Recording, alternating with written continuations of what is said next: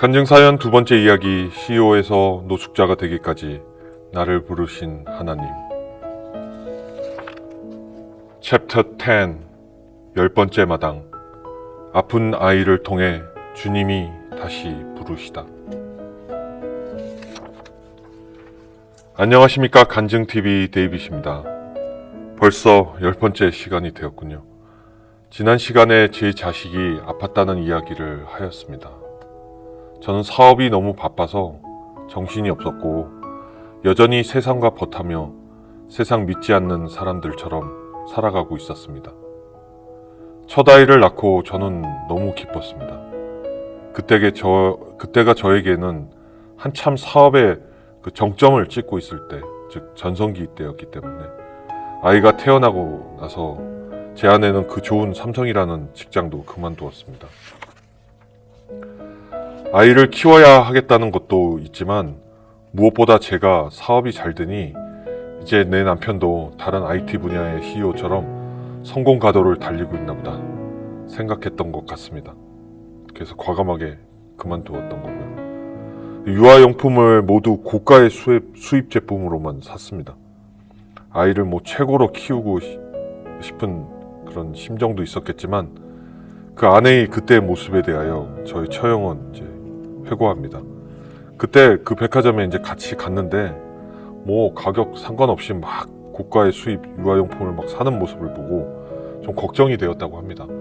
다른 여타 일반적인 그 이제 임산부들은 어떻게 하면 좀 싸게 좋은 물건을 살까 막 이렇게 고민도 하고 그런데 저 아내는 그냥 백화점에 가서 최고로 비싼 게 뭐냐고 막 그러면서 막 샀다고 했습니다. 참 그런 모습들이 많이 걱정스러웠겠죠. 저희 처형의 시댁 집안은 매우 신실한 그 기독교 신자 가정입니다. 저희 아내의 그 집안은 아니지만 그래서 이제 시댁 집안의 영향으로 저 처형도 이제 주님을 영접하고 교회를 다니기 시작하고 그랬습니다. 제 윗동서, 즉 그 시댁의 아들이죠. 그 윗동서 또한 마찬가지입니다. 모태신앙이고 견고한 신앙관을 가지고 있었습니다. 한결같은 사람입니다.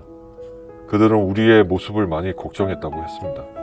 그리고 교회를 좀 다니면 어떻겠냐 저에게 권면을 했지만 저희는 그것을 받아들이지 않았습니다. 그냥 세상의 유의와 돈이 좋았습니다. 그런데 아이가 3살 정도 되었을 때부터 많이 아프기 시작했습니다. 물론 그 전에도 유아기 때라 잔병치레도 있었고 감기도 걸리고 아토피도 있었지만 3살 때 그때 당시에는 그냥 아픈 건 좀 달랐습니다. 자꾸 머리가 아프다고 아이가 칭얼댔고 쓰러지기도 하고 그래서 이거는 동네 병원에서 큰 병원으로 좀 가보라고 했었습니다. 그래서 이제 저희는 서울대학교 어린이병원을 예약을 잡고 갔습니다. 그리고 MRI도 찍고 CT도 찍고 피검사와 각종 정밀 검사를 했습니다. 병원 의사가 이제 백혈병 증상이 좀 보이는 것 같다. 저희에게 겁을 줬습니다. 저희는 하늘이 정말 무너지는 기분이 들었습니다. 제 아내에게는 사실 아이가 전부이기 때문입니다. 물론 모든 엄마가 다 그렇겠지만 워낙 성격도 제 아내는 예민하고 그런 사람이라 아이가 그런 소견을 보인다는 것이 절망스러웠다고 했습니다. 면역이 약한 것에서부터 출발했던 그 증상이 비슷했으니까요. 그때는 저는 기도밖에 없었습니다. 제 중심 어디선가 주님을 찾는 그 영이 살아 있었습니다. 저는 주님께 정말 눈물 흘리면서 기도했습니다. 제발 아이가 큰 병 없이 문제 없도록 저를 좀 도와주세요 했습니다. 주님이 저를 다시 부르시면 제가 다시 주님께로 가겠습니다. 뭐든지 다 하겠습니다.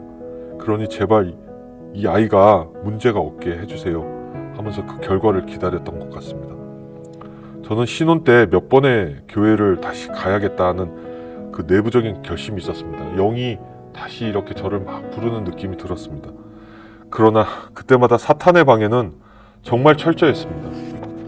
제가 강남의 한 작은 재개발 아파트에서 신혼생활을 시작했었는데 그 앞에 어떤 교회가 있었습니다. 그 교회 이름 지금 생각나지는 않습니다. 아시다시피 제 아내는 막 찬불가 부르고 막 천배를 그 부처님한테 드리는 불교 신자였기 때문에 강한 거부감이 있었습니다. 그러나 제가 거의 반강제 막 이렇게 끌고 가다시피 나갔습니다. 딱 한 번만 가보자. 그렇게 설득을 했었습니다. 그런데 갔던 그 교회 주일 예배는 매우 참혹한 상황이었습니다. 하필 그때 그 주일 예배는 돌아가신 목사님을 위한 추모 예배였습니다. 그 담임 목사님이 갑자기 돌아가신 거였습니다. 목사님도 막 안 계신 상황에서 막 그때 장로님이 사회를 보셨나 하여튼 기억은 좀 안 나는데 모두 막 슬피 우는 그런 예배의 분위기였습니다. 목사님이 일부 성도들과 지방 개척교회 지원을 나가셨다 돌아오시면서 차량이 큰 사고가 났던 것이었습니다. 그 전주에 목사님이 갑자기 돌아가셨던 것이었습니다. 담임 목사님. 뭐 일부 성도들도 많이 다치고 뭐 돌아가시기도 하고 그런 분위기의 상황이니 아내가 가뜩이나 예배에 부정적인 입장인데 하필 갔던 그 주일 예배가 그랬던 것입니다. 침울한 예배의 분위기에 고개를 막 절레절레 흔들면서 나가버렸습니다. 막 통곡해서 막 울고 하니까 아내 입장에서는 뭐 이게 도대체 뭐냐 이게 막 그랬던 거죠. 어찌 보면 정말 그 목사님을 위해 그 돌아가신 성도님들을 위해 추모하는 분위기 당연하죠. 얼마나 슬픕니까? 근데 그런 선한 분위기조차도 사탄이 교묘하게 진짜 이용하는 것이 전 너무 화가 났습니다. 제 아내가 교회를 가는 것을 막았던 것입니다. 그래서 몇 달을 더 그냥 조용히 주말은 눈치 보면서 평소처럼 살았습니다. 그러다 다시 교회를 가고 싶다는 생각을 하면서 그러면 그 뭐 가까운 교회 그 역삼동에 있는 그 큰 교회 있습니다. 엄청 큰 교회 있어요.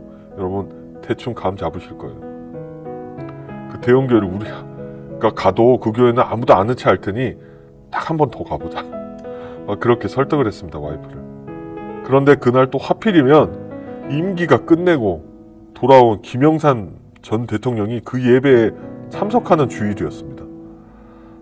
정말 IMF로 인해서 김영삼 대통령이 여론이 안 좋았는데 그 원망스러운 인심이 교회에서도 작용했습니다.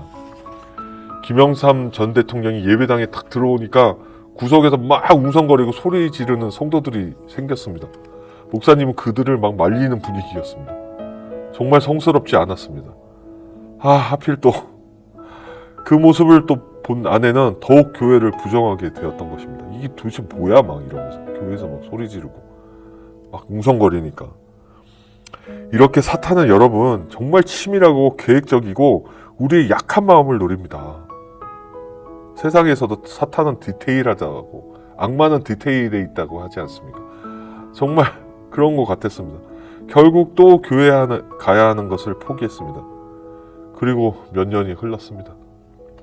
이제 아이가 아프니 저도 무언가 절실하게 매달릴 것이 필요했습니다. 저는 다시 교회를 가야 하겠다고 했고 아내도 처형의 권유로 그러면 처형 다니는 교회를 한번 가겠습니다 라고 말만 했습니다. 그런데 며칠 뒤 의사는 다행히 아이가 백혈병은 아닌 것 같다고 했고 일단 뇌에는 이상이 없는데 면역력 수치가 워낙 약하니 조심하라고 했습니다. 그러나 몇 달 뒤 아이는 고열이 막 40도까지 올라갔습니다. 막 거의 탈진 상태가 되고 막 아이는 막 헛소리도 하고 막 너무 위험한 상황에서 응급실을 통해서 그 아이는 결국 입원하게 되었습니다. 그건 그러나 저에게는 큰 사건이었습니다. 제 아내에게도 큰 사건이었죠. 그 고사리 같은 작은 손에 그 링거 여기 못 꽂습니다.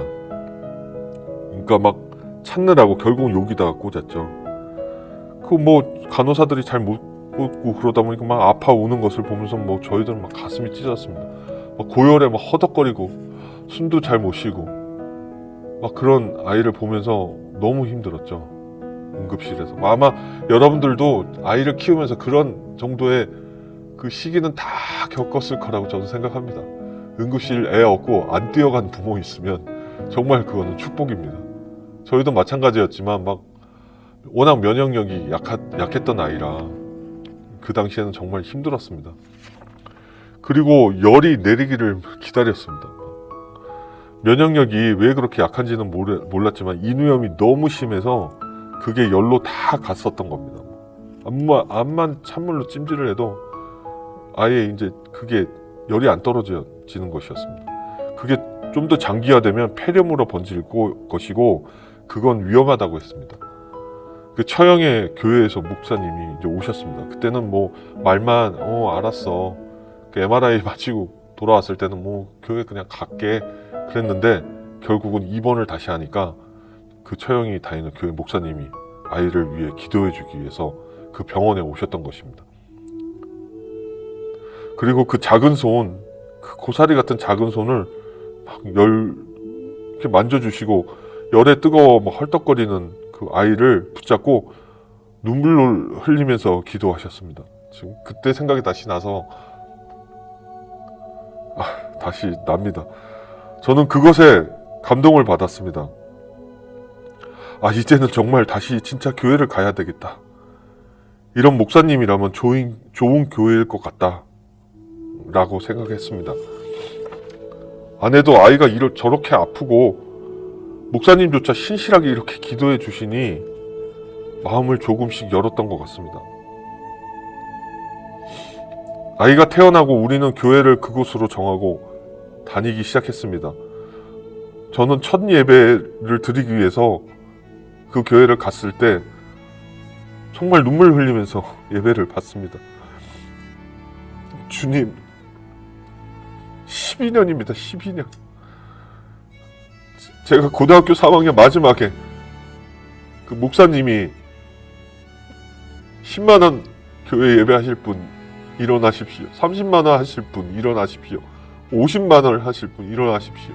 100만 원 하실 분 일어나십시오. 그것에 너무나도 황당해서 예배 중간에 뛰쳐나오고 나서 12년이었습니다. 12년. 세상과 버타고 살았고 정말 온갖 타락한 짓은 다 하고 그런데 12년 만에 제가 다시 진짜 방황하던 탕자가 돌아왔다고 주님께 고하고 예배 시간에 많이 울었습니다.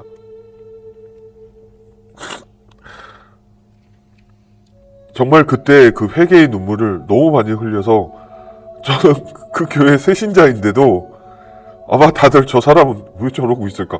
광고 시간에 새신자 인사했었는데 그때 그분들은 이렇게 새신자인데 막 울면서 예배를 본 걸 보고 아마 좀 신기했을 거라고 생각합니다. 그리고 저는 결심했습니다. 다시는 주님을 떠나지 않겠다고. 다시는 주님을 떠나지 않겠다고 결심을 했습니다. 다행히 아들은 퇴원을 했고요. 다시 건강하게 자라기 시작했지만 정말 주님의 은혜 가운데 워낙 면역력이 약했던 터라 조심했고 저는 아이를 통해 주님이 다시 그 품에 오게 하셨다는 것을 확신을 했습니다. 아내도 조금씩 마음을 열고 받아들이는 입장이었습니다. 처음으로 교회를 평생 처음으로 간 거니까요. 아내는 물론 교회 또래 아이들하고도 놀게도 하고 주일 점심을 먹는 게 좋아서 가는 것처럼 보였지만 주일뿐이었습니다. 특히 신년이 돌아오는 그 심야 자정 예배 이런 데를 같이 가자. 심야 자정 예배는 꼭 가야 된다. 가서 첫 신년을 맞이하는 걸 주님과 함께 해야 된다. 라고 해도 아니 그런 것까지 왜 가야 돼? 주일만 지키면 되잖아. 뭐 주일 내가 안 가니? 또 무슨 그런 데까지 가야 돼. 그래서 당신 금요 예배 가는 것도 못마땅하고 막 그렇게 따졌습니다. 결국 아내는 그것을 왜 가야 하냐고 저랑 정말 많이 싸웠던 것 같습니다. 그냥 아이들 유아반 애들이랑 놀게 하고 다른 또래 아이들을 가지고 있는 성도들과 그 엄마들과 이제 친하게 지내고 교제하는 게 좋았던 것 같습니다. 대부분 그런 식으로 교회를 다니는 경우도 많기 때문에 저는 조금씩 그 교회에 적응하면서 제가 할 수 있는 일을 찾았습니다. 여러분, 교회는 예배만 보는 게 아닙니다. 여러분, 교회 사역을 하고 봉사를 해야 됩니다. 여러분, 머리로만 신앙생활 하는 거 아닙니다. 가슴으로 뜨겁게 신앙생활을 하시면서 내가 발이 달려있고 손이 있으면 그걸 통해서 교회에서 사역을 하십시오. 예배만 보는 게 다가 아닙니다. 그래야 여러분들 주님의 참 제자가 되실 수 있습니다. 그 교회는 매우 아름다운 교회였습니다. 우리가 생각하는 그런 빌딩식 교회가 아니라 마당도 있고 외국처럼 이렇게 목재로 아름답게 하얀색으로 만든 교회였습니다. 개도 키우고 닭도 키웠습니다. 돼지도 키우고 하셨습니다, 목사님. 근데 돼지는 못 키웠고요. 시골이 아님에도 불구하고 말입니다. 그 부부 목회자셨고 감리교회에서는 꽤 알려진 분들이셨습니다. 저는 그걸 통해서 감리교 집사 안수를 받게 됐습니다만, 말씀도 매우 좋았지만 특히 그분들의 기도의 능력은 지금 제가 그동안 다닌 그 교회 어떤 교회의 어느 목사님보다도 뛰어나시고 존경합니다. 그분들의 새벽 제단을 쌓는 그 기도의 그 능력과 그 여타 모든 것들, 특히 기도는 정말 저는 그분들 따라갈 분이 여태까지 못 봤습니다. 제가 첫 번째 사연인 혼수 상태에서 천국과 지옥을 보았을 때도 이렇게 자막을 안내하겠습니다.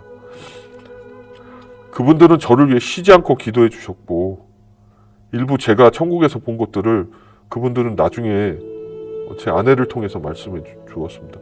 그분들이 환상 중에 보신 것과 제가 본 것이 일치했습니다. 제가 주님을 만난 것, 그런 것들을 다 얘기해 주었습니다. 정말 그분들은 놀라운 분입니다. 영적으로 너무 강하신 분들입니다. 지금도 항상 그분들 정말 사모하고 뵙고 싶습니다. 저는 금요 예배 때 찬양이 부족함을 알았습니다. 그것에 참여하고 싶다고 말씀드리고 금요 예배 찬양을 인도하는 전도사님을 도와서 찬양 사역을 시작했습니다. 제가 기타를 치고 백코러스를 넣어줬고요. 그리고 주일 성가대를 들어가서 성가대 사역도 시작했습니다. 그러다가 전도사님께서 다른 사역지로 이렇게 떠나시게 되었습니다. 그래서 목사님이 저를 이제 권면하셔서 제가 금요 예배 찬양 인도를 시작하게 되었습니다. 이 부족한 저를, 탕자로 돌아온 저를 주님이 기름 부어서 세워주셨습니다. 정말 회개하고 돌아온 것도 너무 죄송한데 주님께서 찬양 인도자로 이렇게 기름 부어주시니 너무 감사했습니다. 저는 당시 찬양을 많이 들었습니다. 우연하게 극동방송이었나요? CBS였나요? 듣게 된 첫 찬양이 소리엘의 찬양이었습니다. 그때부터 찬양이 이렇게 트렌드가 바뀌었구나. 야, 반주도 진짜 멋있구나. 그 가스펠이 아니라 이거는 정말 CCM이라고 그때 시작되었는데 이런 게 있구나. 소리엘, 다윗의 장막, 그 다음에 다리 놓는 사람들, 지금은 이제 어노인팅으로 발전한 송정미, 조수아, 박종호, 이런 찬양 정말 많이 들었습니다. 축복송이다, 당신은 사랑받기 위해 태어난 사람부터 야곱의 축복, 정말 많이 들었습니다. 인도자는 되었지만 제가 기타 치며 찬양 인도하는 것이 전부였습니다. 조금 그게 아쉬웠습니다. 찬양팀을 만들고 싶었습니다. 고등학교 때 예배를 연출하듯이 또 막 의지가 불타올랐던 거죠. 본능은 못 속입니다. 그러나 그때와 다른 것이 정말 온전히 주님께 바치는 찬양 사역을 하고 싶었습니다. 다리 놓는 사람들로 인해서 영향을 많이 받았습니다. 사실 정말 찬양팀 만들고 싶었습니다. 근데 너무 막막한 상황이었고, 그런데 뜻밖의 상상하지 못했던 지원군들이 정말 나타나기 시작했습니다. 그 내용은 다음 시간에 찾아뵈면서 소개해 드리도록, 간증하도록 하겠습니다. 여러분 감사합니다. 여러분의 간증 사연을 기다립니다. 삶에서 느끼는 많은 체험도 좋습니다. 중보기도가 필요하신 분, 영적 도움이 필요하신 분, 고민이 있으신 분 모두 참여해 주십시오. 그리고 주님 안에서 영혼의 치유가 되는 기적을 체험하십시오. 아래 이메일과 카톡 오픈 채팅방으로 의견을 보내주십시오. 저는 여러분을 위해 쉬지 않고 기도하겠습니다. servant@gmail.com 카카오톡 오픈 채팅방 검색 간증TV 하시면 되고요. 여러분 유튜브 구독, 좋아요, 알람 설정 부탁합니다. 여러분의 구독, 좋아요, 알람 설정은 간증TV의 유튜브 선교에 힘이 됩니다. 여러분 주님 안에서 승리하십시오.